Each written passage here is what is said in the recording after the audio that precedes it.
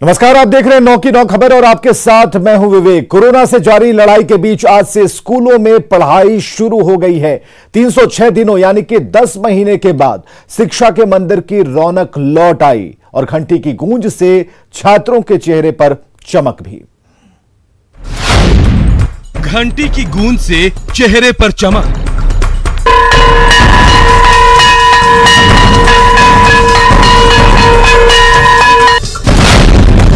शिक्षा के मंदिर की लौटी रौनक।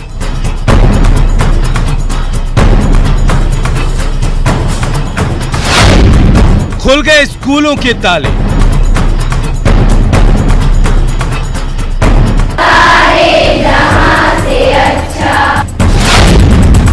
बच्चों ने बस्ते संभाले।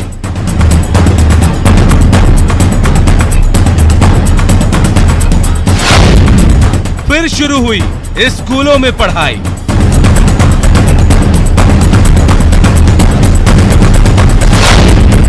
कोरोना से जारी है हमारी लड़ाई।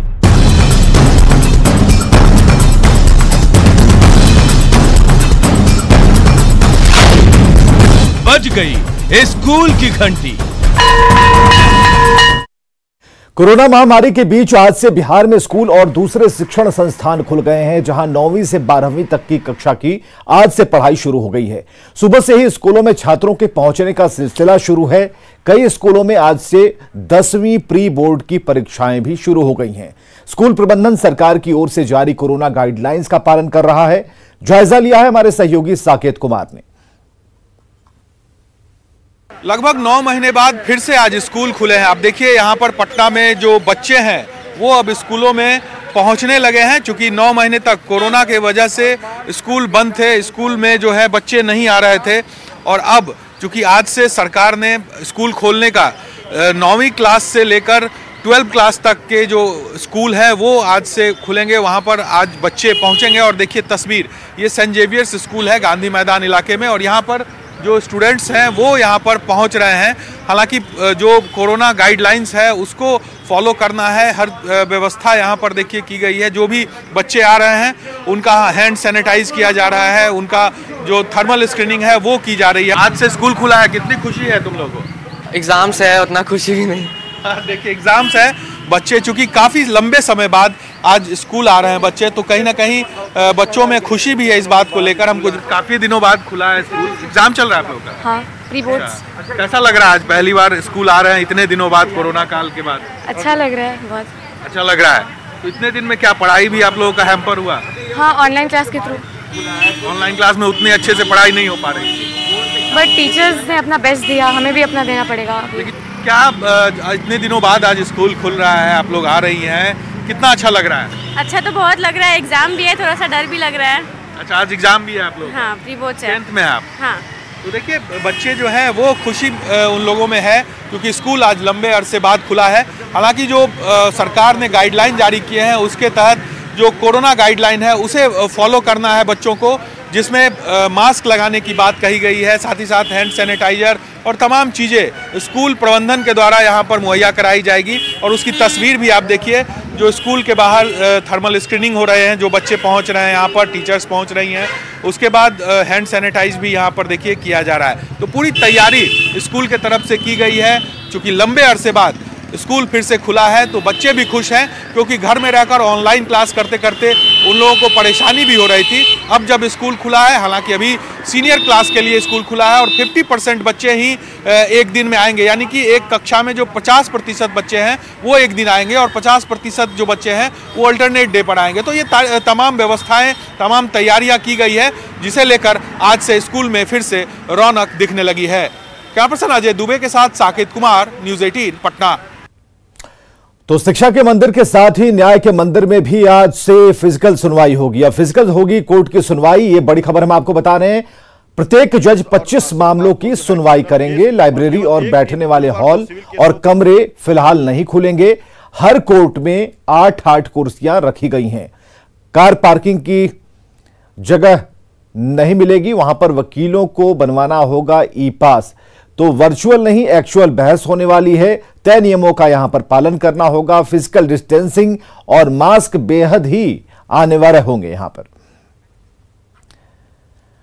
और चलिए, स्कूल खुल गए हैं। साकेत को आप सुन पा रहे थे कुछ देर पहले जब लोग छात्रों से बात कर रहे थे, छात्राओं से बात कर रहे थे। साकेत, खुशी तो है लेकिन प्री बोर्ड एग्जाम्स हैं। हालांकि उस बात को थोड़ा सा अभी किनारा कर लें, फिर भी एक खुशी जो होती है कि भाई 306 दिन के बाद स्कूल जा रहे हैं, तो फिर पुराने कपड़ों में एक यूनिफॉर्म होता है, स्कूल जाने के लिए एक तत्परता होती है, वो चेहरे पर खुशी साफ तौर पर झलक रही थी।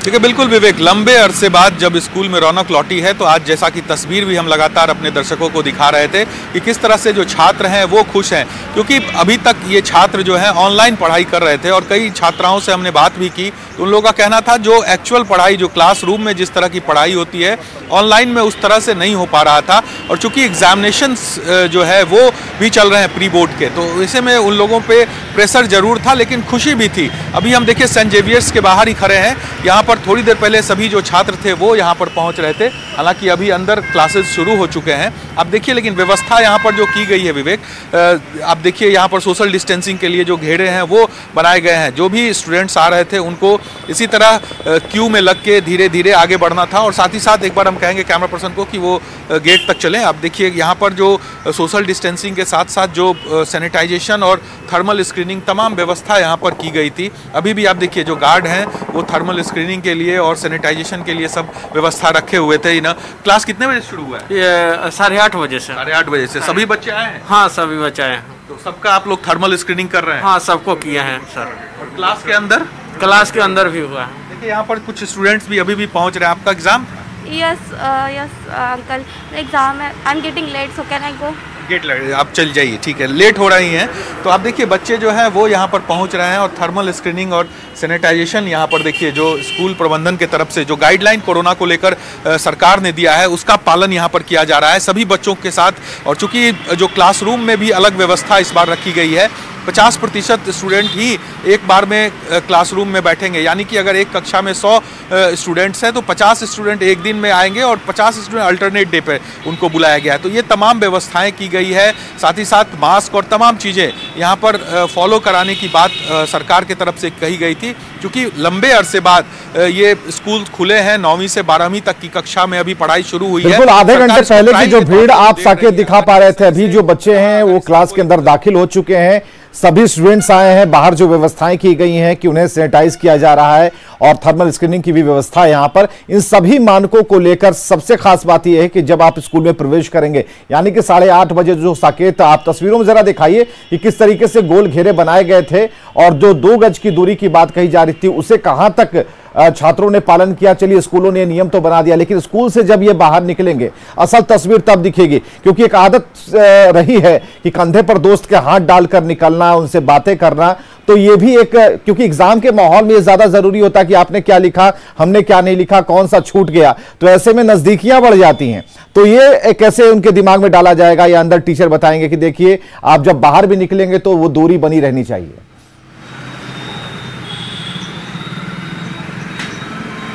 देखिए बिल्कुल ये सवाल होगा, क्योंकि जब छुट्टी होगी, क्योंकि आज पहले दिन की पढ़ाई, पहले दिन स्कूल खुला है, तो ऐसे में छुट्टी होगी, उसके बाद तस्वीर दिखेगी। हालांकि देखिए आप तस्वीर, हम कैमरा पर्सन को फिर कहेंगे कि दिखाएं कि स्कूल के तरफ से व्यवस्था जरूर की गई है। जो यहाँ पर आप घेरे देख पा रहे होंगे, ये घेरे बनाए गए हैं और एक एक करके जब हम सुबह में भी यहाँ पहुँचे थे तो बच्चों को स्कूल के अंदर एंट्री दी जा रही थी। लेकिन बच्चे होते हैं विवेक, आपने सही कहा, उनको समझाना, चूँकि जब वो क्लास से निकलेंगे तो कई महीनों बाद वो अपने दोस्तों से मिलेंगे, महीनों बाद अपने दोस्तों से वो बात करेंगे, तो ऐसे में कहीं ना कहीं जो सोशल डिस्टेंसिंग है वो जरूर टूटता हुआ दिखेगा। क्लास के अंदर अभी जो मीडिया है उसे जाने की इजाज़त नहीं है कि अंदर कैसे बच्चे बैठे हुए हैं, लेकिन जो स्कूल प्रशासन है वो लगातार ये बात कह रहे हैं कि जो गाइडलाइन सरकार की तरफ से जारी किए गए हैं उसका वो पालन कर रहे हैं। आप नजर बना के रखिए, साकेत आपके पास फिर आएंगे उन तस्वीरों के साथ। जब छुट्टियां होंगी, छुट्टी के बाद एक दूसरे से पेपर का मिलान होगा और यह पूछा जाएगा कि किस तरीके से आपने उस सवाल को सॉल्व किया है। तब देखता हूं ये होगा कि नजदीकियां कैसी बनती है और तब भी जानना होगा कि क्या अंदर से कोई सलाह मिली है, स्कूल के टीचर्स ने आपको कुछ कहा है या नहीं। इधर शिक्षा के मंदिर के साथ न्याय के मंदिर में भी आज से फिजिकल सुनवाई होगी। अब फिजिकल कोर्ट की सुनवाई शुरू होगी और जो हम आपको बताएं कि हर कोर्ट में 8-8 कुर्सियां रखी गई हैं। वर्चुअल नहीं, सब कुछ एक्चुअल होगा। कार पार्किंग की भी नहीं मिलेगी जगह, यानी कि कार पार्किंग की कोई सुविधा अभी फिलहाल नहीं मिलने वाली। वकीलों को ई पास बनवाना होगा अगर आपको अंदर एंटर करना है। पटना हाई कोर्ट सीधे रुक करते हैं, अमित कुमार हमारे साथ बने हुए हैं। अमित, क्या तस्वीर है आज की? कोर्ट खुल गए हैं। देखिए आज की जो तस्वीर है वो बिल्कुल से कह सकते हैं कि पहले जैसी तस्वीर देखने को मिल रही है। 10 माह पहले जिस तरह की तस्वीर देखने को मिलती थी जब सुचारू तरीके से कोर्ट जो है वो चलता था, आज एक बार फिर से लगभग 10 महीने के बाद जो है वो कोर्ट फिजिकली जो है वो हेयरिंग करेगी, सुनवाई करेगी। और इसको लेकर के कल हाईकोर्ट का जो कार्यालय है वो खोला भी गया था।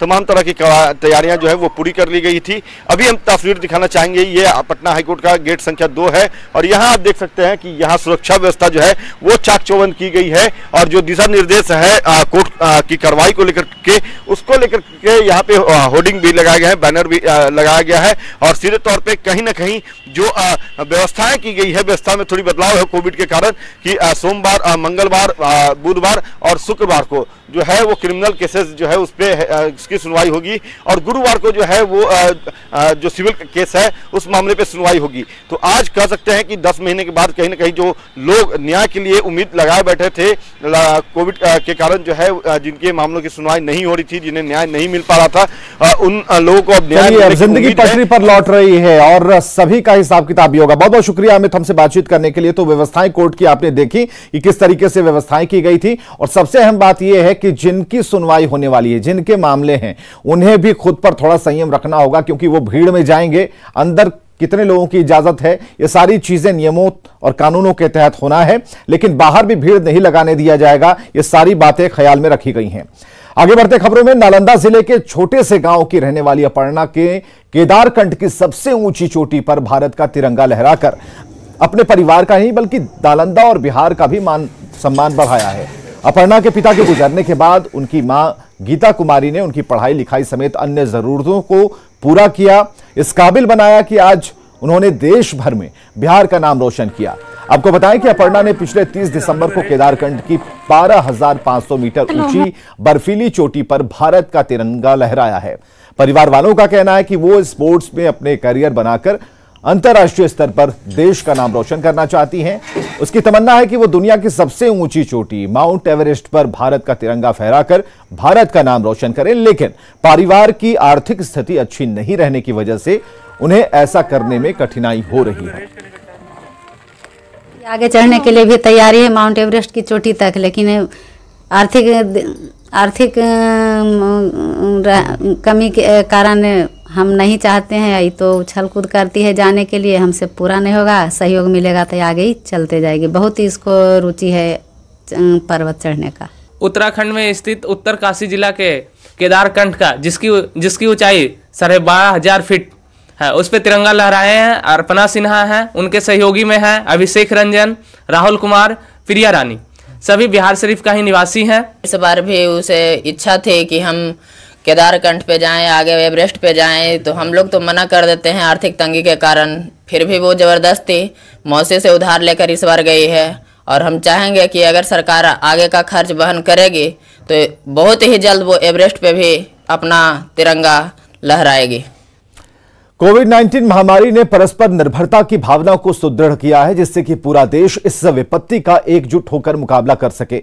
वैक्सीनेशन के ऐलान के बाद जरूरत होगी कि हम सभी अपना सर्वश्रेष्ठ योगदान दें, जिससे हम एक साथ वायरस को हराने की तरफ कदम बढ़ा सकें। और नेटवर्क 18 इस मुहिम में हर कदम पर आपके साथ होगा। जब तक सभी सुरक्षित नहीं होते तब तक कोई सुरक्षित नहीं होगा। और इसी सोच के आधार पर हमारे कैंपेन संजीवनी का लक्ष्य यह सुनिश्चित करना है कि वैक्सीन पाना सभी भारतीयों का अधिकार है।